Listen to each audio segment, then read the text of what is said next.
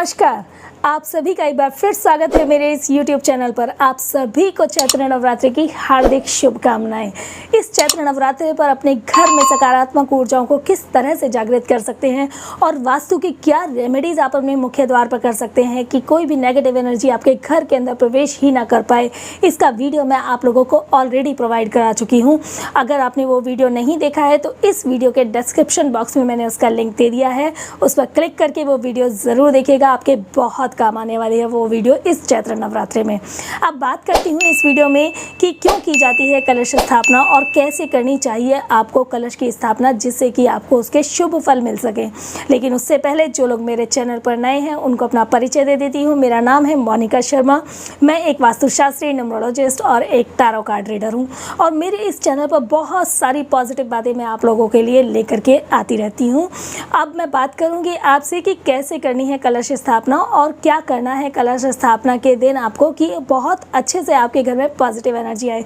लेकिन उससे पहले आपसे एक रिक्वेस्ट करूंगी, अगर वीडियो पसंद आती है तो प्लीज़ इसे लाइक ज़रूर कीजिएगा और मेरे चैनल को सब्सक्राइब भी कीजिए। साथ ही बेल बटन को भी प्रेस कर दीजिए, जिससे कि आने वाली नोटिफिकेशन आपको लगातार मिलती रहे। तो सबसे पहले जानते हैं कि हम किसी भी पुरोहित या ब्राह्मण के कहने पर या किसी भी जो पंडित जी होते हैं उनके कहने पर कलश स्थापना तो करते हैं, लेकिन क्या हमें पता है कि हम कलश स्थापना करते क्यों हैं? जब भी कोई गृह प्रवेश होता है या नवरात्रे आते हैं या दीपावली आती है तो हम कलश स्थापना करते हैं, लेकिन क्यों करते हैं इसकी बात आपसे करती हूँ। होता क्या है कि हमारा जो ब्रह्मांड है, कलश को ब्रह्मांड का आकार माना जाता है और ब्रह्मांड के अंदर जितनी भी दैवीय शक्ति हैं उनका निवास स्थान है। तो जब हम कलश को स्थापित करते हैं तो ये ब्रह्मांड रूपी कलश हमारे घर के अंदर आता है और इस ब्रह्मांड रूपी कलश के अंदर सारी दैवीय शक्तियों का निवास स्थान होता है। तो ऐसा माना जाता है कि जब इसको हम अपने घर में स्थापित करते हैं तो क्योंकि सारी दैवीय शक्ति इस कलश के रूप में हमारे घर के अंदर आ रही हैं, तो इससे सुख समृद्धि तो आती ही है, साथ ही सकारात्मक ऊर्जा भी आती हैं। इसीलिए की जाती है कलश की स्थापना।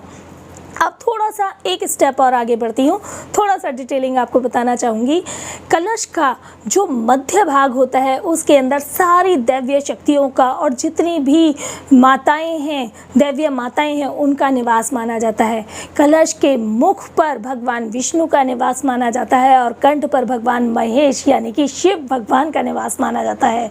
कलश के निचले भाग में ब्रह्मा जी का निवास माना जाता है। तो जब आप उस कलश को अपने घर के अंदर स्थापित करते हैं तो सारे देवता आपके घर के अंदर विराजमान हो जाते हैं और फिर आपके घर सुख समृद्धि और सौभाग्य से भर जाता है। तो इसीलिए कलश की स्थापना की जाती है। अब अगर कलश के आकार की बात करें तो पुराणों में कलश के आकार के बारे में भी बताया गया है। माना जाता है कि यदि कलश का मध्य भाग 50 उंगुल चौड़ा होता है तो ये बहुत अच्छा माना जाता है। यदि कलश का निचला भाग 12 उंगुल चौड़ा होता है तो बहुत अच्छा माना जाता है। साथ ही कलश की ऊंचाई अगर 16 उंगुल होती है तो ये बहुत अच्छी मानी जाती है और कलश का जो मुख होता है वो 8 उंगुल चौड़ा बहुत अच्छा माना जाता है। लेकिन मेरा आपसे कहना यह है कि जब आप कलश लेने के लिए जाते हैं तो आपको इन सब इतनी विचारधाराओं में जाने की ज़रूरत नहीं है। आपका सबकॉन्शियस माइंड जिस कलश को कहता है कि ये मेरे घर के लिए बहुत अच्छा रहने वाला है, आप उसी को सेलेक्ट कीजिए और उसे लाकर स्थापित कर दीजिए। वो भी आपको वैसे ही फल देगा जैसे कि ये आकार वाला कलश आपको फल देगा, क्योंकि आपके सबकॉन्शियस ने उस पर पॉजिटिव एनर्जी डाल दी है तो वो आपको पॉजिटिव रिजल्ट ही देगा। किस समय करनी है हमें कलश स्थापना? 13 अप्रैल 2021 से चैत्र के नवरात्रे स्टार्ट हो रहे हैं। चैत्र के नवरात्र में सुबह के टाइम के इस बार 2 मुहूर्त हैं कलश स्थापना के। सुबह को प्रातःकाल उठिए, घर की साफ़ सफाई करने के बाद स्नान करके साफ धुले हुए वस्त्र पहनिए और उसके बाद 5:45 से लेकर 9:58 तक का समय है आपका कलश स्थापना का।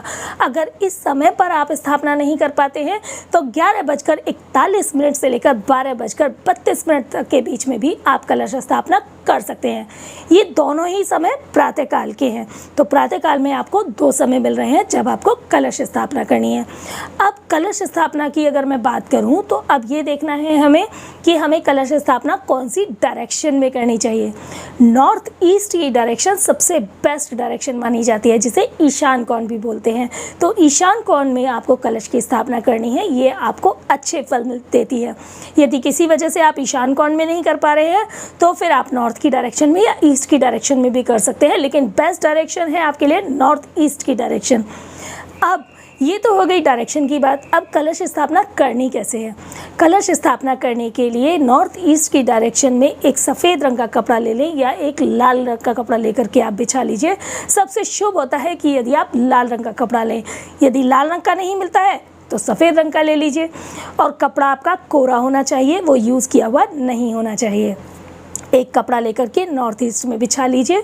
उसके ऊपर कलश जितना बड़ा है उससे थोड़ा सा बड़ा एक पात्र ले लीजिए, जिससे कि उसमें आराम से कलश रखने के बाद इतनी जगह बचे कि जौ जो आप डालेंगे, जौ के दाने, वो जौ भी वहाँ पर उग सकें। तो इसीलिए कलश से थोड़ा सा बड़ा एक पात्र ले लीजिए। उस पात्र को धोकर साफ करके और गंगा जल से पवित्र करने के बाद आप उस पात्र को उस कपड़े के ऊपर रख सकते हैं। उस पात्र को कपड़े के ऊपर रखने के बाद उसमें थोड़ी सी मिट्टी डालिए और थोड़े से जौ डाल दीजिए। जौ डालने के बाद अब आपको कलश लेना है जो आप लेकर आए हैं। कलश को साफ सुथरा कीजिए, गंगा जल से पवित्र कीजिए और उसके अंदर जल भर दीजिए और थोड़ा सा गंगा जल डाल दीजिए। थोड़े से मिश्री के दाने और बिना टूटे हुए 5 चावल के दाने भी डाल दीजिएगा। जब आप कलश के अंदर जल भरते हैं तो इसका सीधा कनेक्शन हमारे सबकॉन्शियस माइंड से होता है, क्योंकि वहाँ पर इस तरह की हमारी तरफ से भगवान से प्रार्थना जाती है कि हे प्रभु, जिस तरीके से ये जल निर्मल है, पवित्र है, शुद्धता से भरा हुआ है और शीतलता से भरा हुआ है, वैसे ही आप हमारे जीवन को भी शीतलता और पवित्रता और शुद्धता से भर दीजिए। इसीलिए ध्यान रखिएगा, कभी भी बिना जल का कलश आपको नहीं रखना है, ये अशुभ माना जाता है। आपने जल भर लिया कलश के अंदर। अब कलश के ऊपर आपको एक स्वास्तिक भी बनाना है। स्वास्तिक क्यों बनाना है? स्वास्तिक में अगर आपने देखा हो तो स्वास्तिक में 4 पंखुड़ियाँ होती हैं जो 4 अलग अलग डायरेक्शन में जाती हैं। ये व्यक्ति की 4 अवस्थाओं को रिप्रेजेंट करती हैं।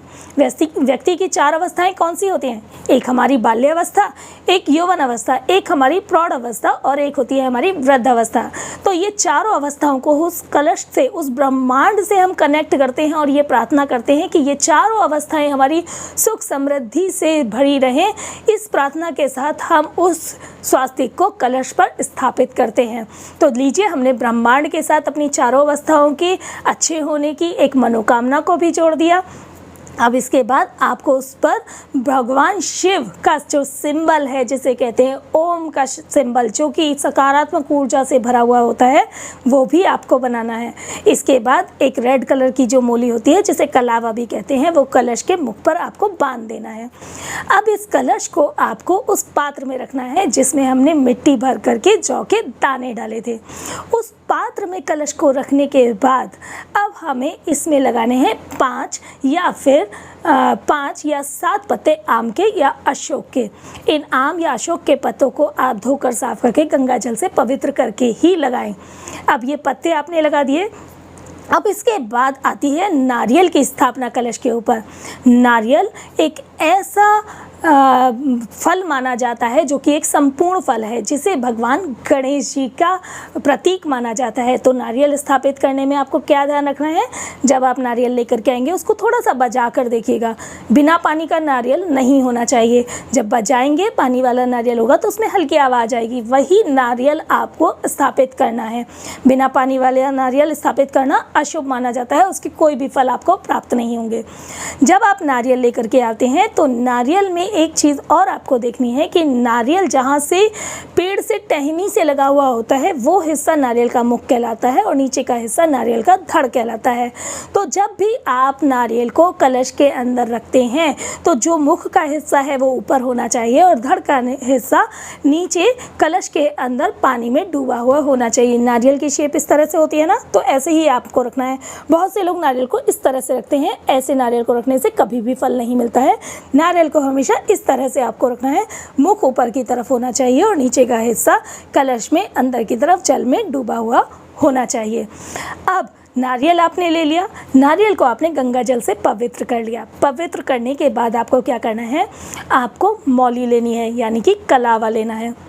अब कलावे के 5 5 राउंड आपको लगाने हैं नारियल के ऊपर। सबसे पहले आप नारियल पर बनाएंगे एक स्वास्तिक, उस पर बनाएंगे एक ओम का चिन्ह। नारियल को आप टीका लगाएंगे जैसे आप लगाते हैं गणपति भगवान को, और उसके बाद 5 कलावे के उस पर धागे आपको लपेटने हैं। सपोज़ ये एक नारियल है तो नारियल के बीच में, नारियल ऐसे होता है ना, तो ऐसे कर लेंगे और बीच में आपको 5 धागे लपेटने हैं। तो 5 कैसे, जैसे आपने नारियल के यहाँ से शुरू किया तो 1 2 3 4 और 5, इस तरह से। रुकिए, इन 5 कलावों के 5 जो आप नारियल के आसपास मौली के कलावे का जो रोटेशन ले रहे हैं, इसके साथ भी आपको कुछ एक काम करना है।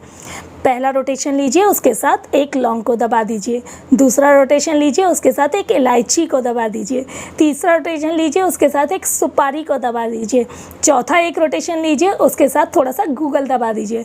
और 5वें रोटेशन के साथ एक का सिक्का दबा दीजिए। तो यहाँ पर सुख, समृद्धि, सौभाग्य और धन की मनोकामना के साथ हमने इन 5 चीज़ों को उस नारियल के साथ लपेटा है। मीन्स गणपति जी के आसपास हमने अपनी मनोकामनाओं को स्थापित कर दिया है, इसीलिए ये 5 चीज़ हमने लगाई हैं।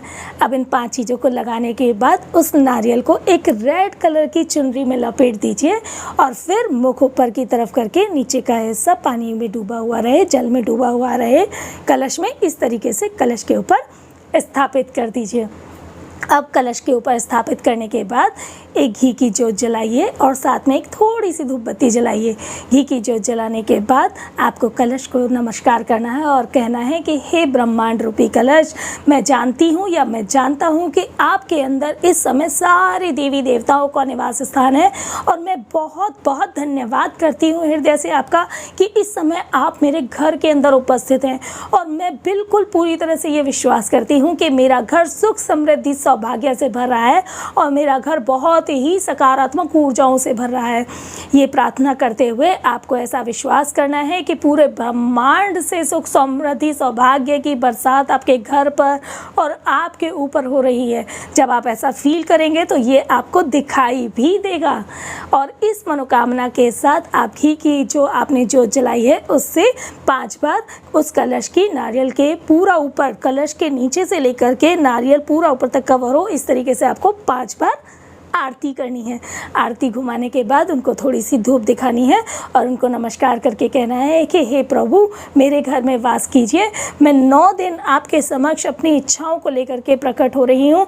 प्लीज़ मेरे घर के अंदर निवास कीजिए और मेरे घर को सुख, समृद्धि, सौभाग्य से भर दीजिए।